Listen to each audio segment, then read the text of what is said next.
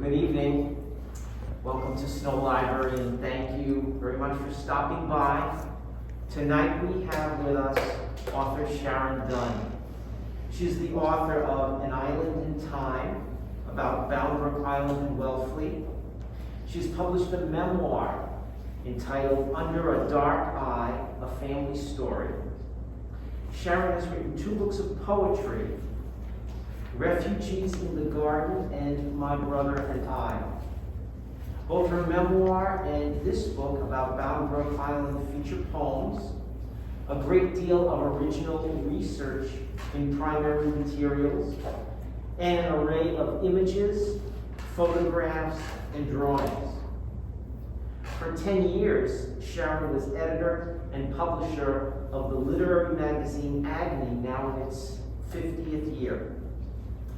Sharon will present a PowerPoint presentation this evening, and following the presentation, there will be a book selling and signing, where you will have an opportunity to buy a copy of An Island in Time, and Sharon will be happy to personalize and autograph your copy.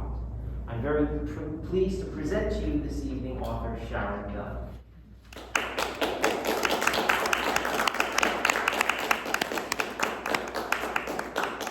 Thank you, Tavi, and thank you to your staff.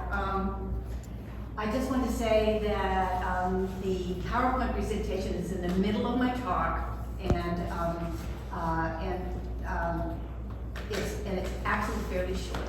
So, and I want you to know that after I speak, I really welcome questions. I'd love to hear your reactions and your further questions about some of the mysteries of Bound Brook Island. First of all, one of the things I wanted to know is how many of you have been to Bound Brook Island? A lot of you. Okay, so in a way, it's kind of preaching to the choir to say, to just talk about how wonderful Bound Brook Island is. An Island in Time is really my personal experience of Bound Brook Island, and which turned also as my interest grew and my love for the island grew into a kind of micro-history. I really developed so many questions about Bound Brook Island, how it formed, how people have lived there, and there were many mysteries over time that appeared for me, and I spent my time over several years exploring and trying to answer questions about the island. It itself is 1 square mile, and it's all within the national seashore. It's within Wellfleet, and the very tip of it in the northwest is in Truro.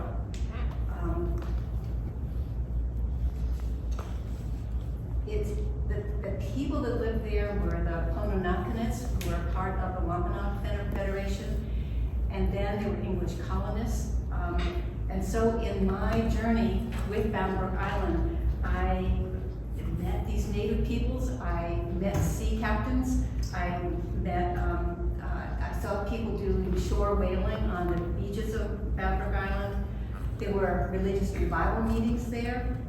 Salt works were built in the 1830s to be able to have salt for curing fish. And there were evangelists at the revival meetings in the 1820s who visited the island. And there was really a legendary entrepreneur, Lorenzo Dow Baker, who was born on the island in 1840. And he was the man who brought bananas from Jamaica to the northeast of the United States and began the banana trade. And his story is absolutely fascinating. He was born on Bound Brook in the Captain David Baker house. Finally, there was also a self-taught architect that I met, and I actually met him in the flesh. This is Jack Hall, who architected several buildings and renovated several houses on Bound Brook Island, and himself was the architect of the iconic Hatch House, which is now owned by the seashore, but was renovated by the Cape Cod Modern House Trust, and can actually be rented and for a week or two every summer if you like. The overarching theme of my book really is change. How the island changed over time and how the people on the island had to adapt and change.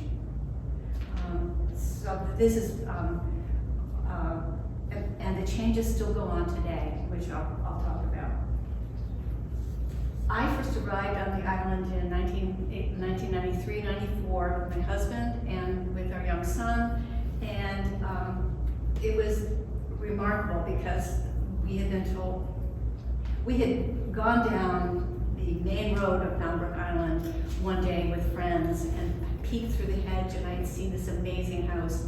And it turned out that a couple of years later, that house amazingly was for sale, and there hadn't been anything for sale for decades on Bound Brook Island.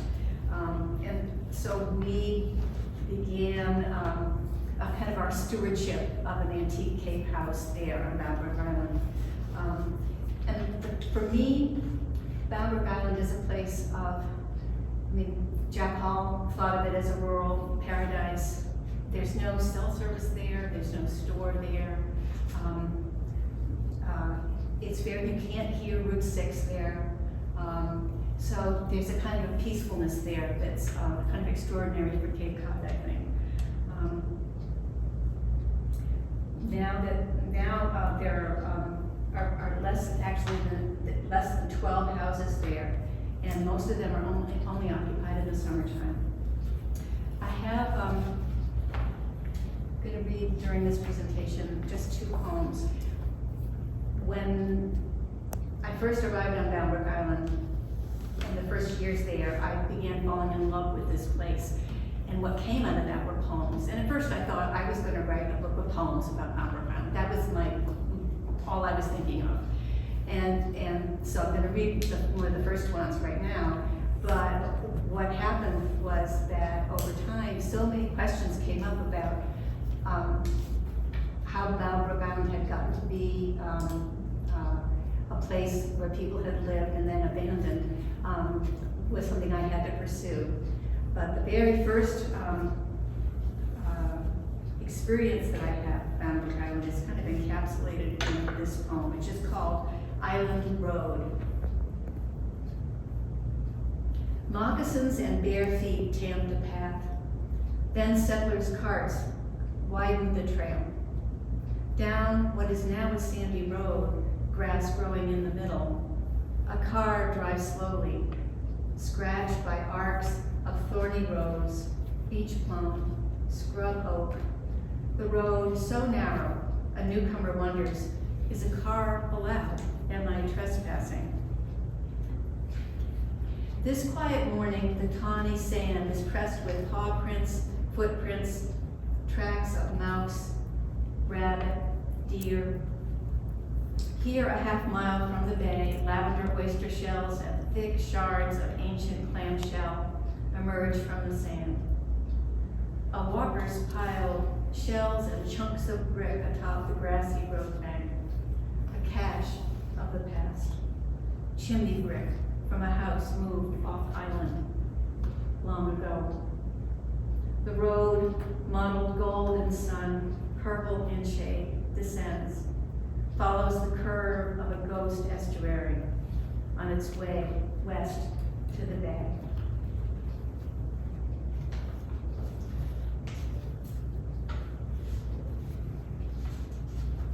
So as I wrote this book, I wanted the reader to accompany me on my journey of discovery of Bound Brook Island.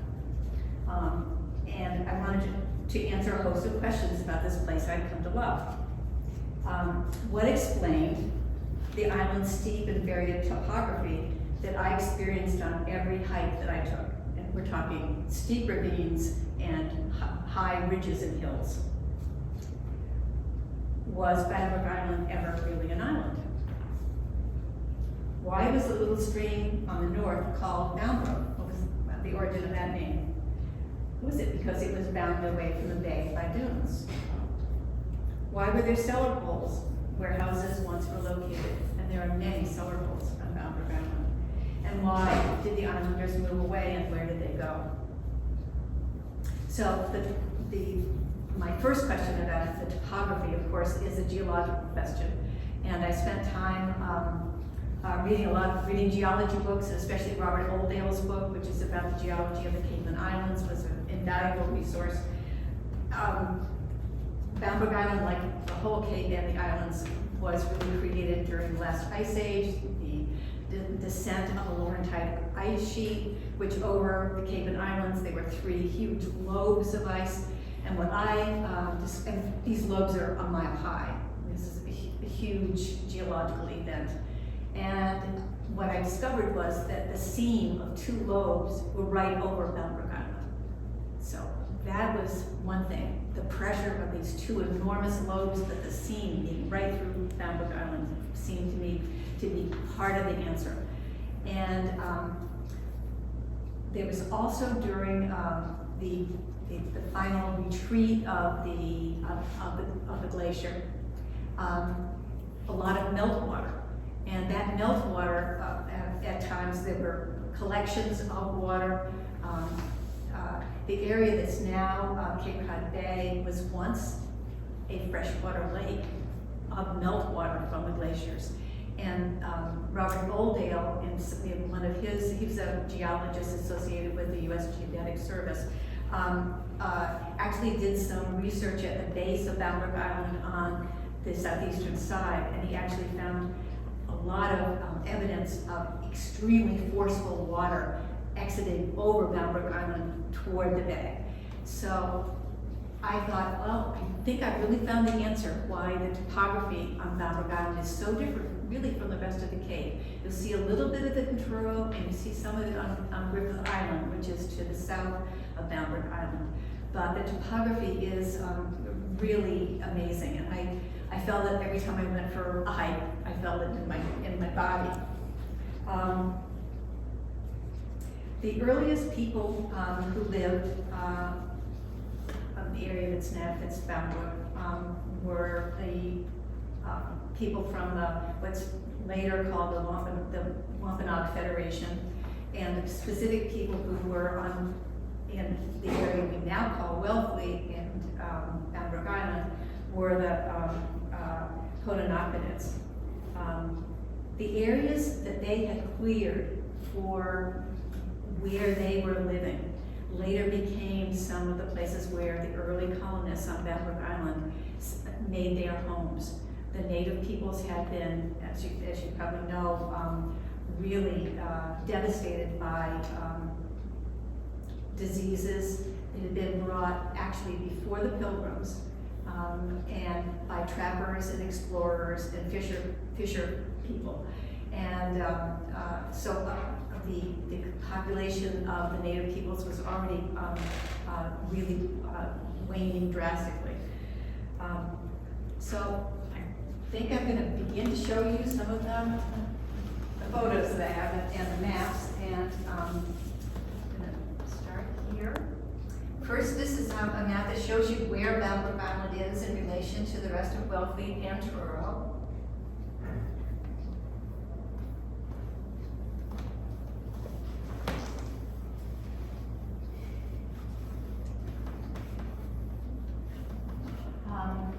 Up here is the area that is Bound Brook.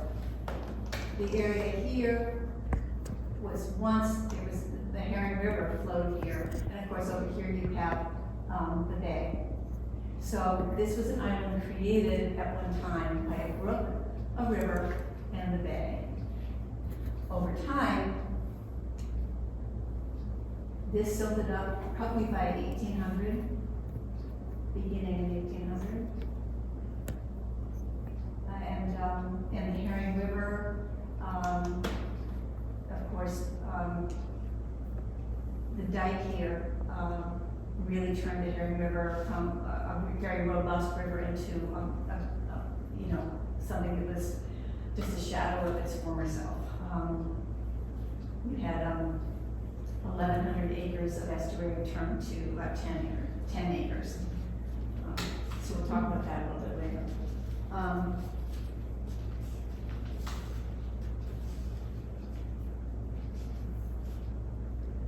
This itself is Bound Brook.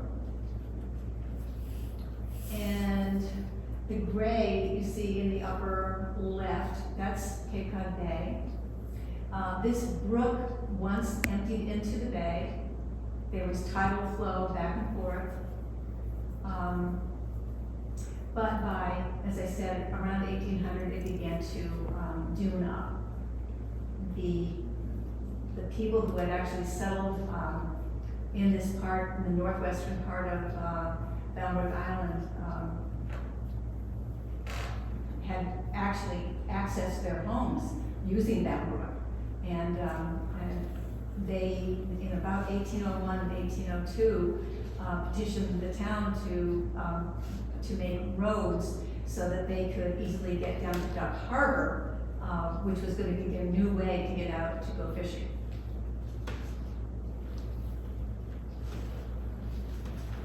And that happened at the time?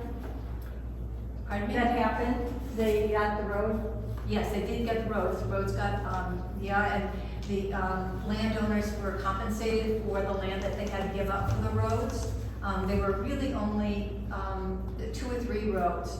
One of them went right by the David Baker house from the north to the south, going right to what was then Duck Harbor, which was a viable harbor at that time.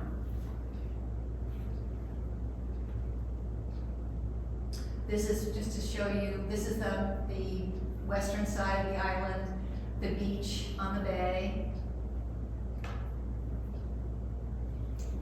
Beautiful grass dune structure. The approach to the bay.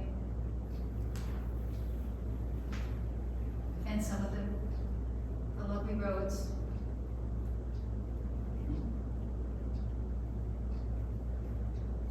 And a woodland path. And a view toward the bay with the roses.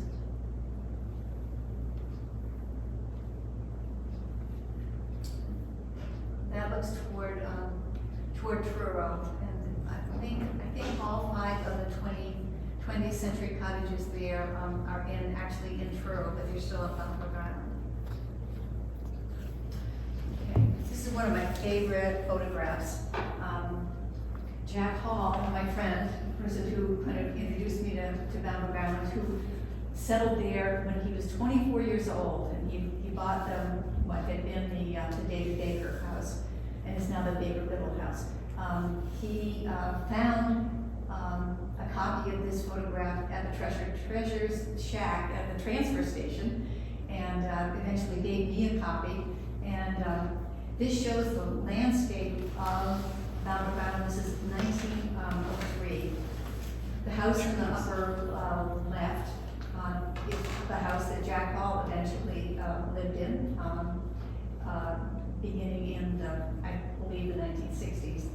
And the house below it, on the lower left, is the house that my family has right now. The landscape is, if you've been to Bound Brook recently, you know that this is not what Bound Brook looks like anymore. It doesn't look like a moor. It's totally green now with trees and bushes and poison ivy and honeysuckle, all kinds of things, blueberry. But this landscape was created by a couple of major factors. Wood was used to build homes, to build the Cape houses. Fencing had to be built and used up the wood. In the very earliest times, in the times of the colony, trees were taken down to be the masts for the King's Navy's ships. Also in the early, let's see, in the 1700s, this land was really being used as pasturage, and there were many flocks of sheep, goats, some cattle, and there were also horses at times that ate everything on the hills. And yes, the question? Well, no, it wasn't a question. I was just going to add that the wood was also used to heat the homes. Pardon me?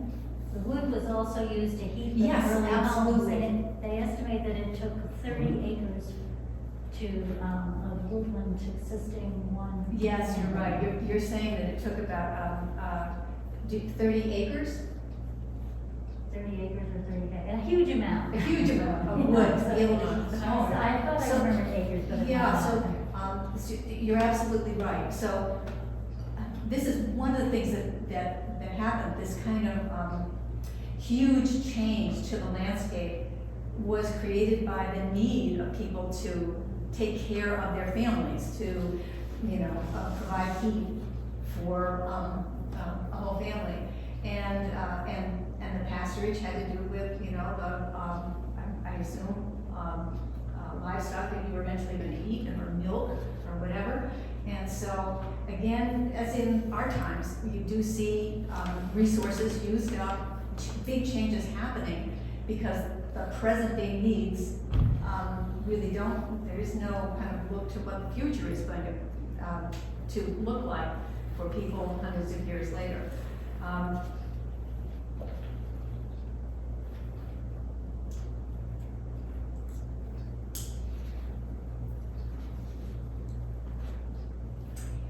One of the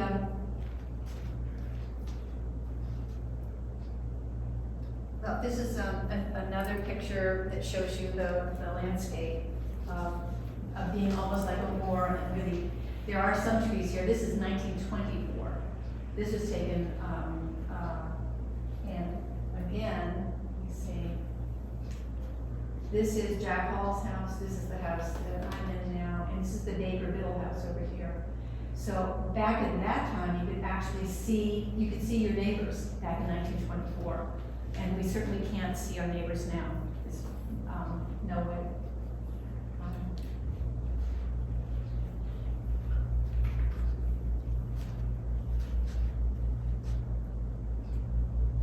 One of my loves has always been maps, and I discovered this map,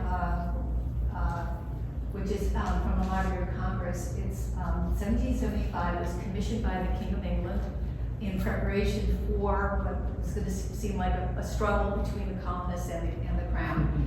And it's full of detail. The actual map is 2 feet by 2.5 feet. And I actually used this map as part of the cover of my book because it shows Bound Brook Island.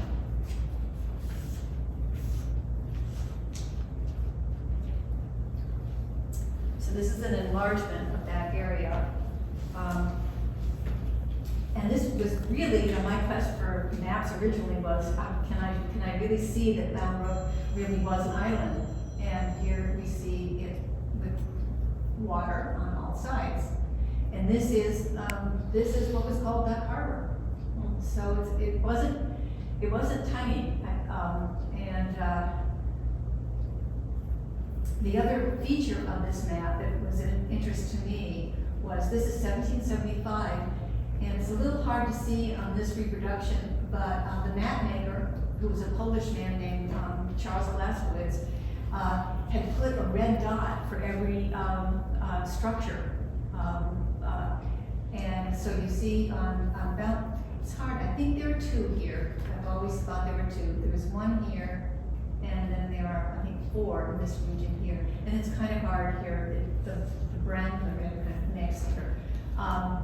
So that's very interesting to say that in 1775 there were about seven households on the island. This next map is called a memory map. And this was the first time that I really saw that Bound Brook Island was really populated by a lot of families.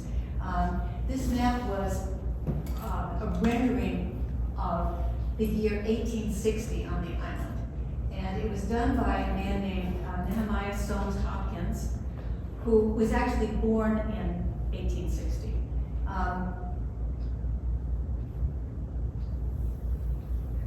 He was kind of remembering or trying to remember what things were like when he was a boy. He was only on the island for 10 years. By 1870, his family moved into Wellfleet. They flaked their house, and carted it into Baker Avenue in Wellfleet. But let me show you some of the interesting things. And let me just say also, Nehemiah Soames Hopkins was really an eminent person. His uncle was Lorenzo Dow Baker. He went to medical school. He ended up going to China and founding the first eye hospital in what then was called Peking. And he traveled back to Wellfleet very often because he loved it so much. It was a hard journey. And in 1924 was the year that we think that he made this memory map. He was back home, and at the same time, in 1924, he put up a memorial to the schoolhouse that he had attended when he was a boy, probably from the ages of 6 to 10 before they moved to into the center of Wellfleet. So some of the features on Nehemiah's map are that at one time there was a windmill for milling grain, and I think that this was probably owned by the Baker family. And I also imagine that neighbors brought their grain to be milled. It wasn't just for one family. This would be used by the community. And there's a salt lick over here. And here, there are salt works, which were, there was an embargo on salt by the British.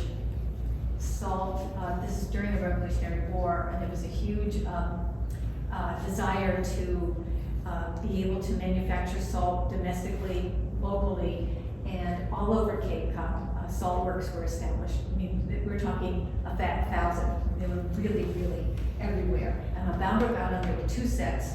There was the Baker family had their salt works here, and there was a group of men, I don't know whether you call them investors or whatever, they were not residents of the island, and their salt works were here, but they're not on this map anymore.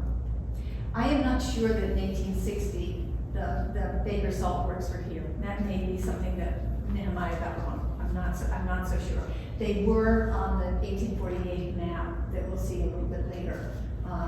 But they are completely gone now. There's no trace of them at all. They were built of wood. And they consisted of vats with various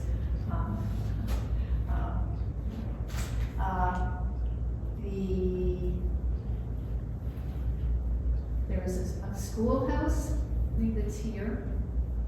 And the road onto the island that we all take now is here. So this is pretty much the road that we take.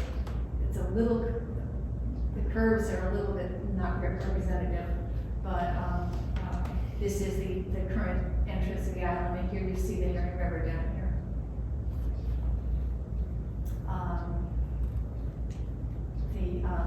The Atwood Higgins house is here, and that's a house that one can visit through, I guess, the offices of the National Seashore now.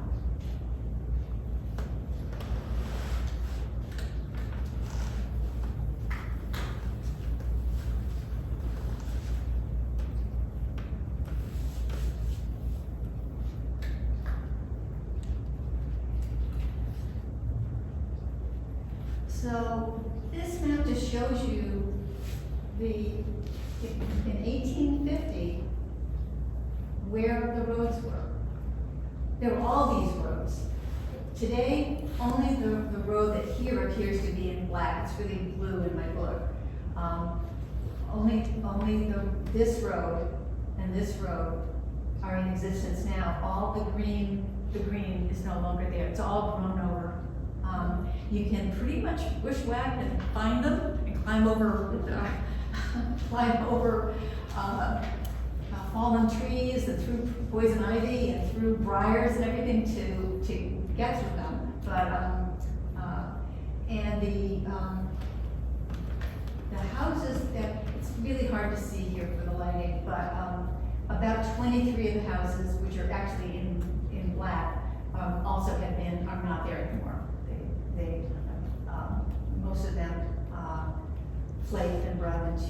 Wellfleet.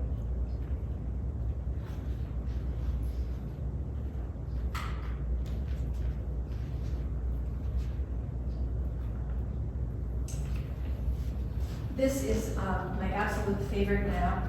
My husband says that it makes him dizzy, and but it's I feel I wrote in my book that I know it better than I know the back of my hand. Really, I really studied it very, very carefully, and the reason why it was so important to me was that this was the first map where every single house is absolutely located.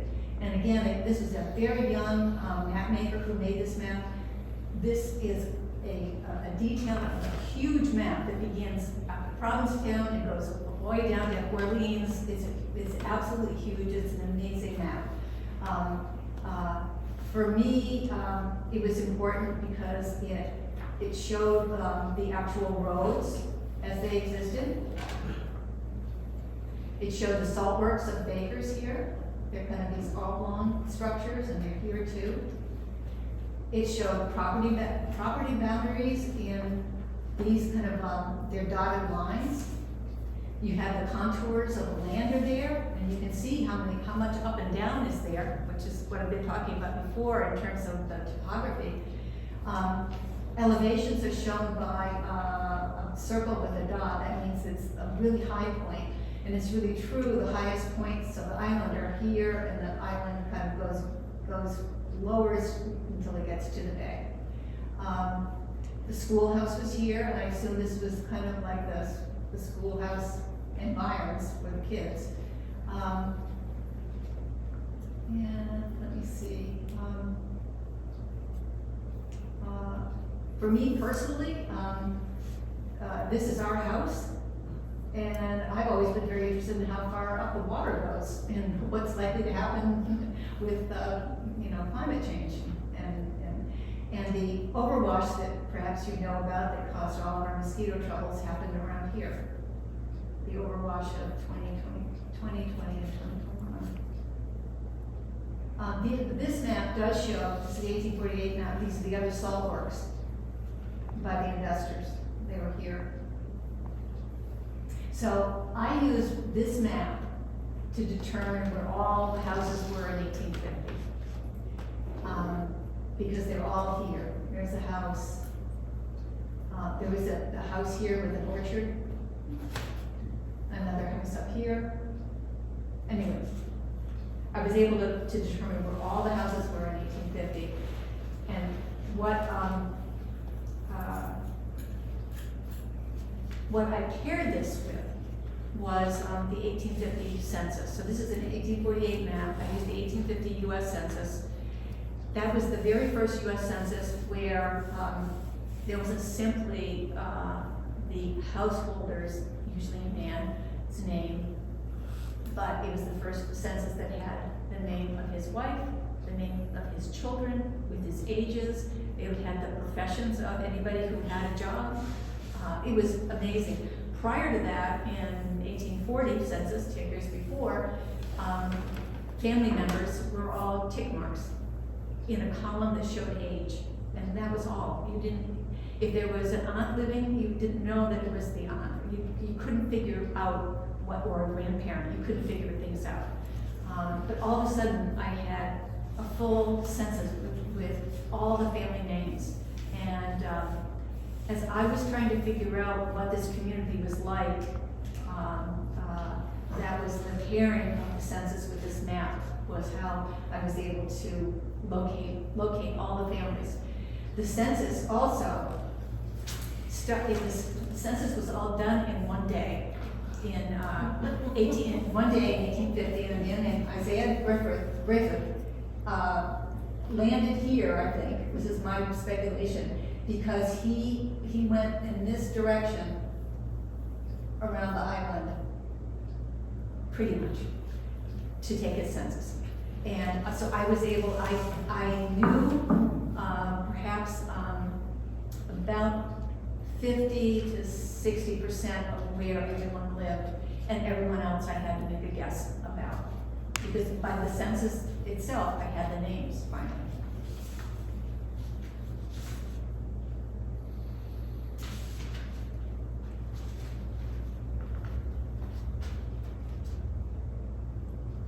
Oh, this is an enlargement that I made for you that just shows,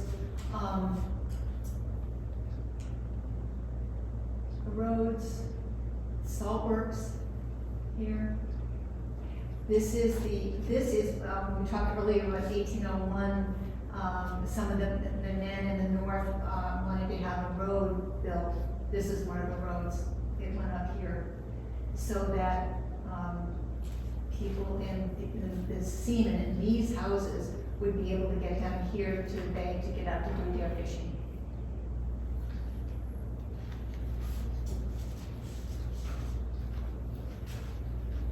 After Bound Brook had doomed up and they couldn't get out to the sea that way. So this is the map that I created for 1850 using the map of 1848 and the 1850 census, and I was able to place all the families. And one of the things that you'll see is how many families have the last name Atwood. There were there were 7 brothers who lived within like a stone's throw of each other on this island. Richard, Elijah, Elisha, Henry, Joel, and uncles such as Eliezer. It was truly, truly amazing. This is Joel Atwood, and his sons Jesse and Peter built their homes near them. So one of the other things that I realized is that there were some families that had more land. When they had more land, they could give some land to their offspring. Some other families didn't have that much land, and there was no place for their offspring to go but elsewhere.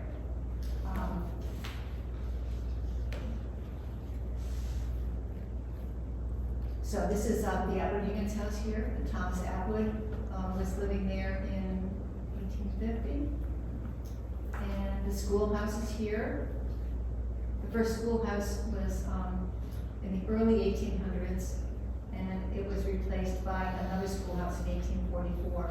And that 1844 schoolhouse is what's memorialized by a stone that's there right now, and a plaque that's on the stone.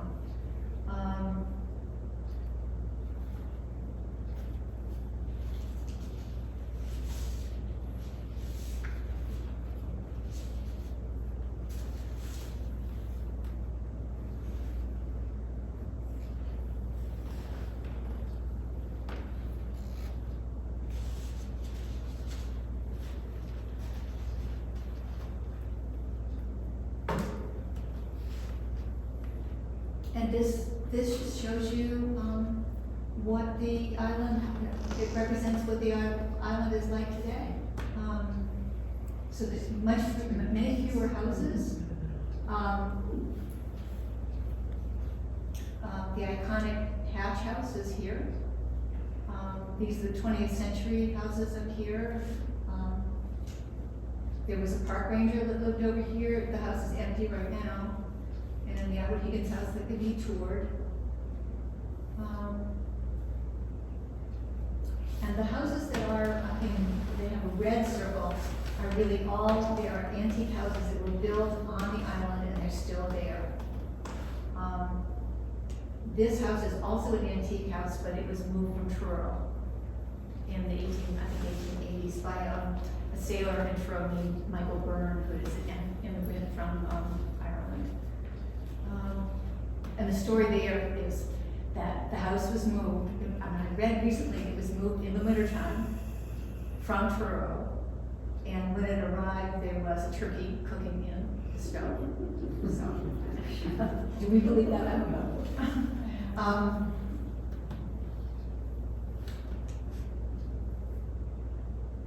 So, and this is the Joel Atwood house.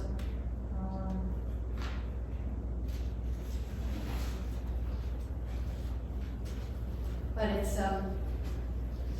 far fewer roads and far fewer houses from 1850. So I put in here some slides of the houses. This is the Edward Higgins house. It is called a full cape, and that means that there are 2 windows in each side of the main door there. Can't see it here, but one of the features of Bound Brook houses, maybe you'll see it on one of the other houses, is that there are 5 little panes over the door. And that was something, as houses got built on Bound Brook Island, that feature of 5 lights above the door was kept. This is like a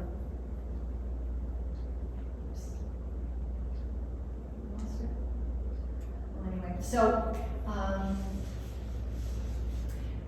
on what's the right side of the house from our point of view here is the original house, which was a half cape house.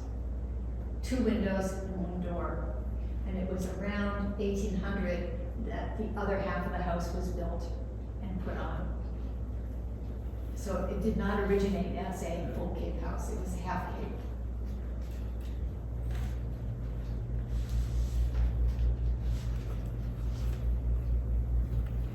This is a house that's called the Joel Atwood House, was actually lived in by the Henry Atwood family for about 4 or 5 decades.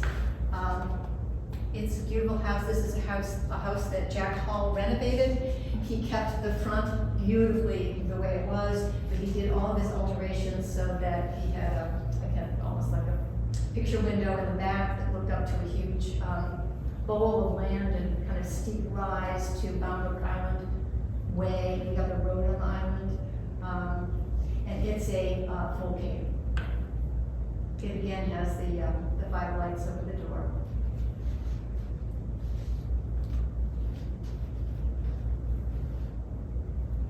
This is called the Ebenezer Atwood House, and it is a 3/4 cape. It has, this is the main door, which we do not use.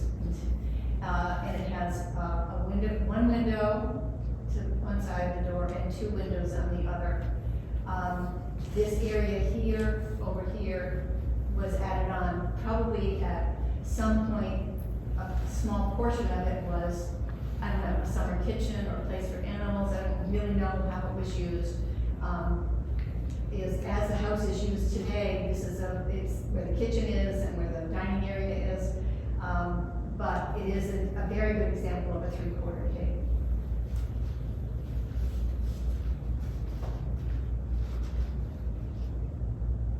This is what's now called the Baker Biddle House. This is the house that Jack Hall bought when he was about 24 years old in the late 30s, maybe 1936, 37. When he bought it, it was painted white, and it had a white picket fence around it. Also, probably not really a standard Cape decor. Again, the 5 lights over the door. This is the south of the house. It has been shingled.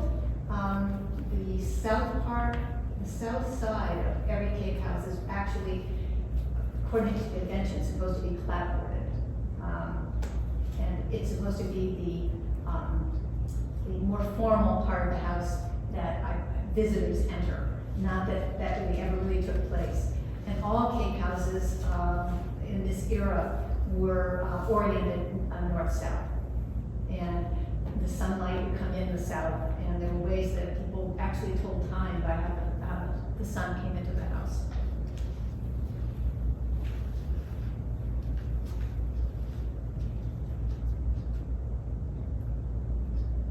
And this is that little house that came down from Truro and was put in place with the turkey roasting in it. It's now called the Levin House. And it also is a 3/4 cape.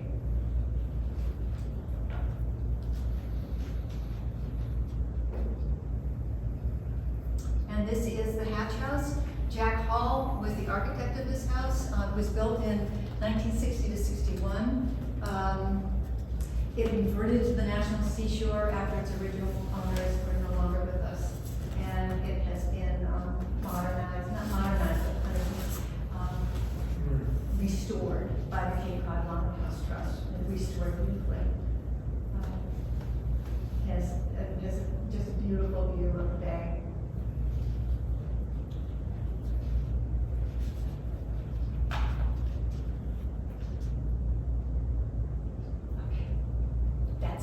the slide presentation.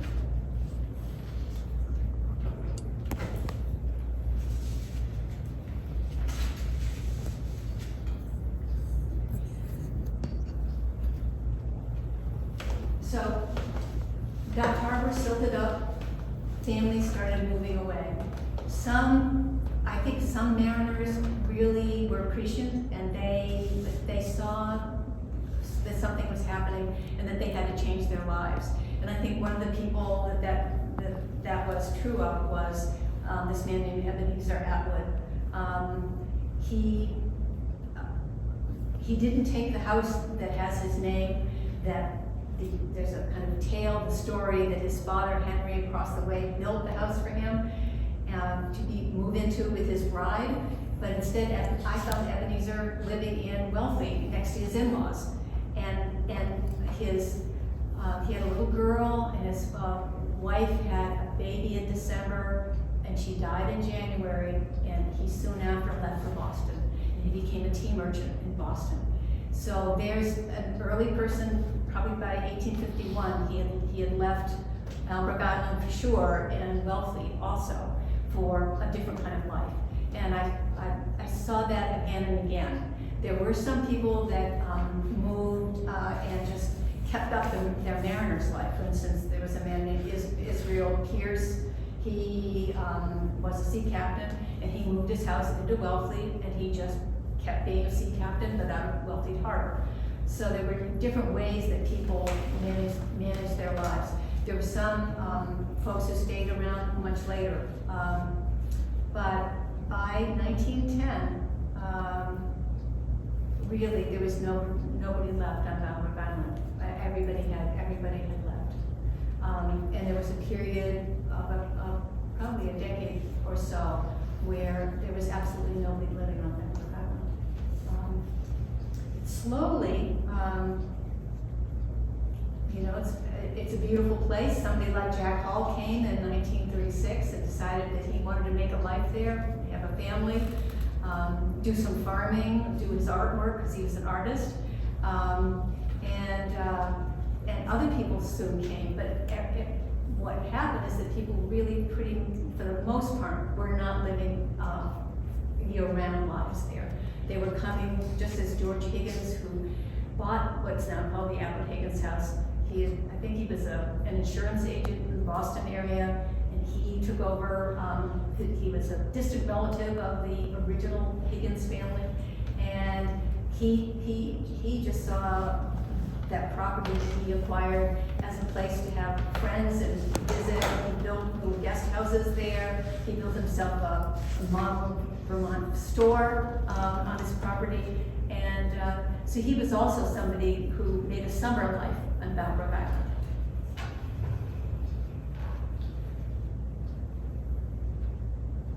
So I'm going to just go through a list of some of the other things that my book covers that I find of interest, and that if you want to ask questions about, we can pursue that. But one is that there was a great deal of shore whaling on the beaches of Wellfleet, and these were pilot whales, 4 to 5 tons.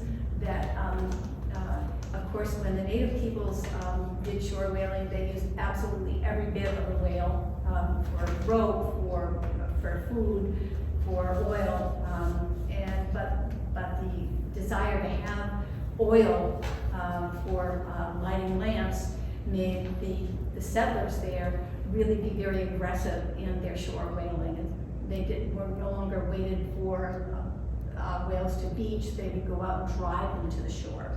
So that's one thing that happened. There were Methodist camp meetings on Bound Brook Island in 1823 to 25, and that's a very interesting part of the island history. Nobody knows where those camp meetings took place. One can speculate that it was this particular place because there's fresh water there. If there are hundreds of people, they're going to have fresh water, but we don't really know where those camp meetings took place. And these were Methodist meetings, they were revival meetings. They brought in preachers from far and wide to come and preach for 5 days in a row, and there were three prayer sessions each day. So that's another, and it was very much a family affair. People came from Boston and from the surrounding Cape area and landed on Bound Brook and set up camp, eating shellfish and having like a picnic and a great time, I think. I do, in the book, focus on one family, the Hopkins, because I wanted to trace one family and all the calamities that they faced in their life. So I think, for me, that was an important thing, because it isn't just about the names and what particular people accomplished, but it's also the daily life and how much people suffered in various ways and the losses that they suffered. I talk about the coming of the railroad in 1873, went right by Bound Brook Island, right by its north side, and there was a herring fishery at the base of the island in the late 1800s and early 1900s, and of course that ended with the diking of the Herring River and the loss of the herring run that had been a part of Wellfleet and a part of like the history for millennia, really. The Cape Cod National Seashore came in 1961, and in 2020, for me, quite an event was the overwash at Dog Harbor, which really has changed what a lot of Bound Brook Island looks like now. The blueberry bushes in certain places are gone, and we have a lot of mosquitoes, and we're still dealing with a really traumatic change that's taken place on the island. And one of my thoughts is that, you know, there's every place has a history, you know. It's just that this particular place was where I landed at a certain time in my life and a certain time in the history of this island. And I feel I was like very, very fortunate. It happened to be one where I could explore the stories and stay in its beauty and share. So thank you very much.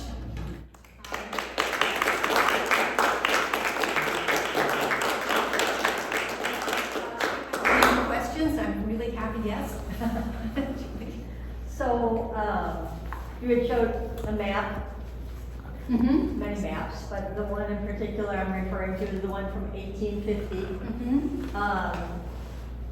Is it unusual? I think there are 3, maybe there is a 4th, females that were the homeowner.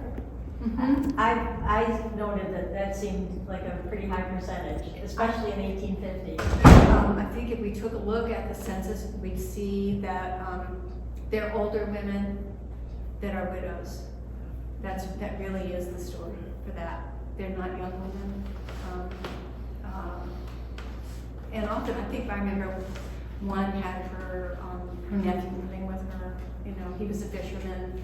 So I mean, there's various stories, but I think that's the reason. Yeah. Did you say currently there's 12 houses? What did you, at the beginning you said how many houses there were today? Yeah, today. Well, I think it's 7. yeah, I think, let me see. Well, there are a lot of buildings, there are a lot of studios, you know, that's the other thing. One time I think I did put how many were down here, but I might have said 12. Okay. Yeah, It was around, I mean, you showed the current map too. Yeah. But, okay, yeah, thank you. yeah, yeah. May I ask a question? How do people travel from the island, say, do you have to take a boat? Today, Yeah. by car. Oh. It's no longer an island. Oh. It's no longer an island because the Herring River turned to absolutely a trickle. So there's just a, what is it? What do you call one of those things? Culvert? About that big, that the water goes, I think it's big enough for a kayak, so it's bigger than the one I just showed. It's not, I think people can kayak through it, but the river is very small now because of the diking in 1909, 1910. And And Bound Brook no longer goes out to Cape Cod Bay. So there's no waterway there that you can really travel. So now the way you get to the island is simply by going down Old County Road in Wellfleet and turning off. Yeah. Yeah. Yes. Yeah, when they restore the flow of the Herring River, what are the projections for what may happen to Bound Brook Island? And is it gonna affect the Bound Brook Creek, or what do they think is gonna happen? Well, I know that, the folks who now own what was called the Burn House, you know, the little house that was moved from Truro, that's the house that's closest to Duck Harbor. And I know that the folks involved with the restoration have been there, dealing with them with their septic system. There's a whole bunches of things at that property that are gonna be impinged upon by this extra water that's gonna be coming in. I know that, you know, various roadways are gonna, coming to the island are gonna have to be raised. You know, I don't know if the river were to get really large again, which that may take 100 plus years, maybe, because, you know, they're expecting this, the restoration to go very gradually. Very gradually. When you say, well, but the construction phase is not so gradual, is it? Hmm? The reconstruction phase is not going to be that gradual, is it? No, construction of a new dike is probably gonna be within 2 to 4 years, but how quickly and how much they open the dike, it's gonna be very, very measured. They're gonna monitor that all the time. They just don't, they wanna be very careful. Because I think they feel they've learned something the last time around. They were unintended consequences, you know, and so. And there are people in Wellfleet, in the town of Wellfleet, who, you know, I'm not sure that this is the right thing, you know.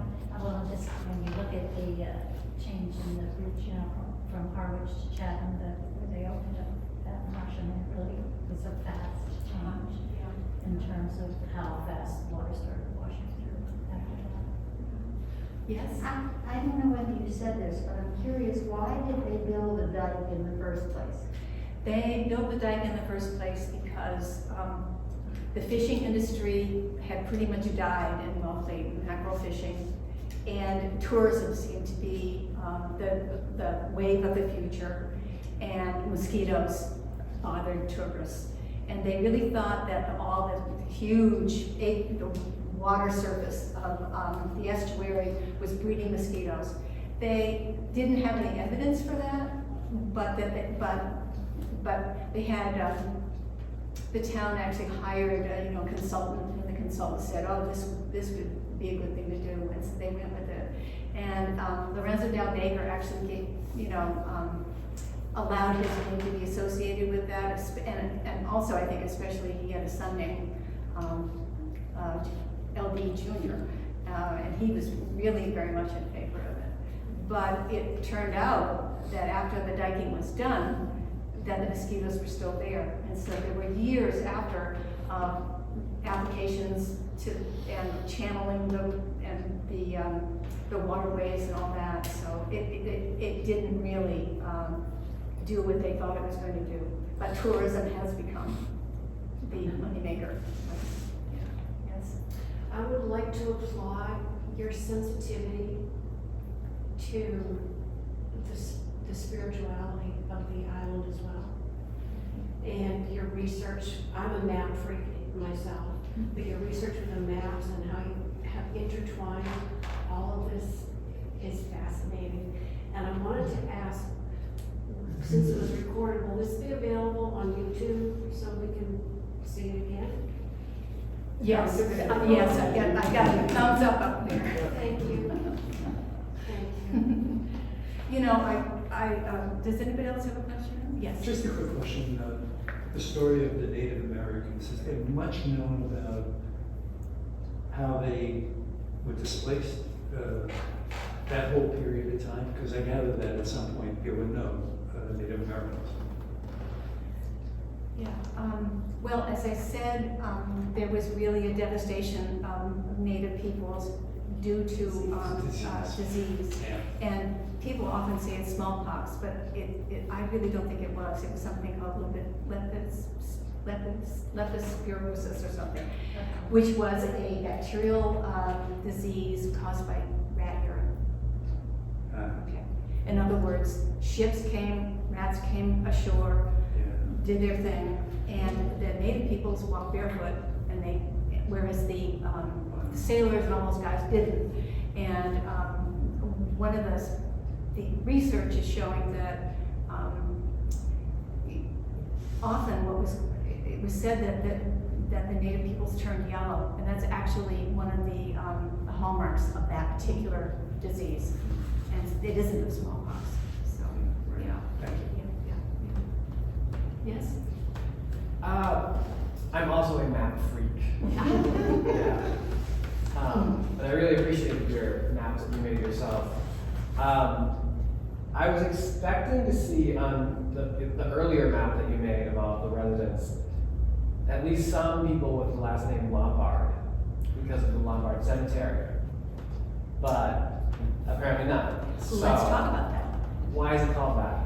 Okay, the Lombard Cemetery is in the kind of in the northwest of the island. Mary Lombard was buried there in 1859 because she died of smallpox. Okay, her family lived in South Truro. They buried her there because they could see the gravesite from their kitchen. Okay, and her husband later was buried there, and one of their sons was buried there. So there were three people there. Lombard was a name. For instance, Ebenezer Atwood, of where our house is, his middle name was Lombard. So Lombard was a family name around. And I think by 1860, if I had done that map, you would have seen a Lombard there. But it just happened, you know, I just did one moment in time, you know, so there was no Lombard there. Is there another question? I have a question. Yes, Hannah. One of my favorite things about your book is the way you intertwine history with writing. And there are a couple of quotes that I wrote down.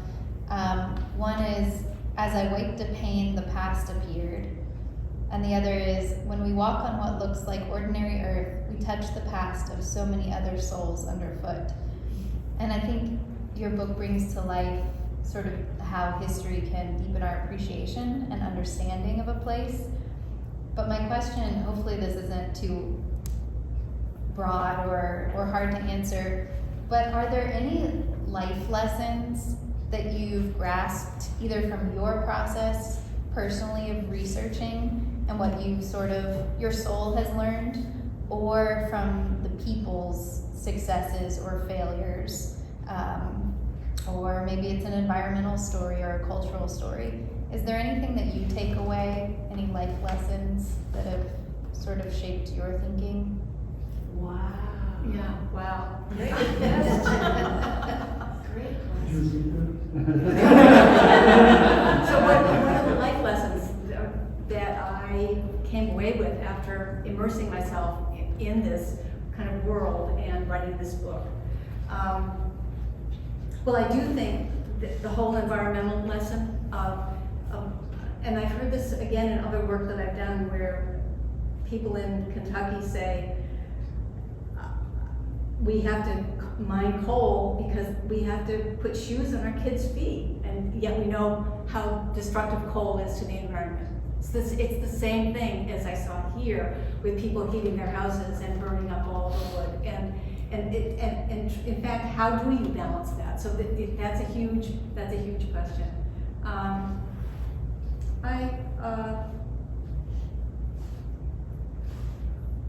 I really felt more of a sensitivity to the Native peoples, and there's also a Black African American couple in the book. And in telling their stories, I was just aware of trying to be so faithful to what their experience was and not to bring some of my experience with them. So that was a challenge for me, but something that that meant a lot, that I tried to address. And then I think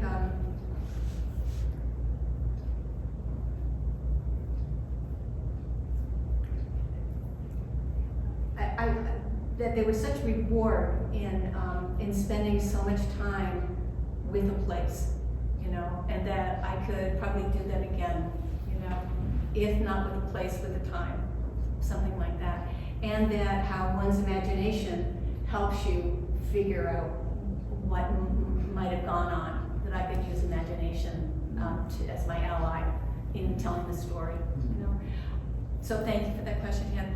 I have one, I forgot to read one last poem, which I always end my presentations with, so I would beg your indulgence to let me read this one last poem. And it is the last poem in my book, and it's called The Old One. For hundreds of years he has lived here, near the brook he calls Sappho-Karnisk. Once he fished herring with a weir, hunted deer in the tall woods. His woman grew corn on the hillside. He watched the new ones fell trees, build homes, and make fire inside. He saw the slaughter of blackfish, fat boiled in big pots on the beach. He saw flocks of sheep, herds of cattle, eating every tip of green, then winds blowing away the soil. He saw a cross twirling on a hill, and along the creek, vats drying seawater, leaving white crystals. He has seen it all, how his people died of disease, how the harbor silted up, how the river grew dank, no longer cleansed by the tides. He saw gleaming rail laid, and a huge beast smoking, roaring over the land. Then the beast left, and grasses covered its path. He keeps walking the old trails up and over large crenellations of the Ice Age, over heather and bay earth, mosses of every green, staying behind the oaks grown tall again. In the old places, he digs arrowheads and rubs them. Atop a stone once, he left one for me. It'll make me cry. Yeah. Thank you. Yeah, thanks Thank you a lot. very much.